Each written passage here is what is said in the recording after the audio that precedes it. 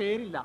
എവിടെ നിയമസഭയിലേക്ക് പേര് ഉണ്ടാവുമെന്ന് ഞാൻ പറഞ്ഞിരുന്ന മത്സരിക്കാൻ ഒരു ആഗ്രഹം ഒരിക്കലും ഒരാഗ്രഹവും പ്രകടിപ്പിച്ചില്ല. ആ പരിപാടിയൊക്കെ അങ്ങ് നിർത്തിവെച്ചേര്.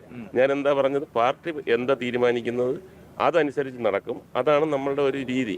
ഞാൻ സിനിമയിൽ ഒരു ചാൻസ് ഞാൻ ചോദിച്ചിട്ടില്ല, രാഷ്ട്രീയത്തിലൊരു ചാൻസേ ചോദിച്ചിട്ടില്ല. എല്ലാം വ്യക്തമായിട്ട് പറഞ്ഞാണ്.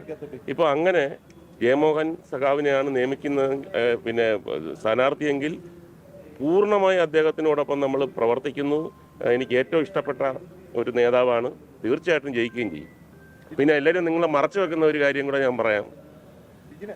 ഇവിടെ ഈ കോർപ്പറേഷൻ പഞ്ചായത്ത് ഇലക്ഷൻ വന്നപ്പം പല സ്ഥലത്തും മാറ്റം വന്നെന്നുള്ളത് നിങ്ങൾക്കറിയാമല്ലോ.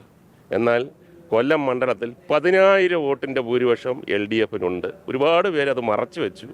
അപ്പം നമ്മൾ ഇറങ്ങിപ്പോകുമ്പം അഭിമാനത്തോടു കൂടി ഈ നമ്മളവിടെ ചെയ്ത നല്ല കാര്യങ്ങളും വികസന പ്രവർത്തനങ്ങളും കൊല്ലം മണ്ഡലത്തിലുള്ളവരെ അംഗീകരിച്ചു എന്നുള്ളതിൻ്റെയാണ് ഈ 10,000 വോട്ടിൻ്റെ ഭൂരിപക്ഷം.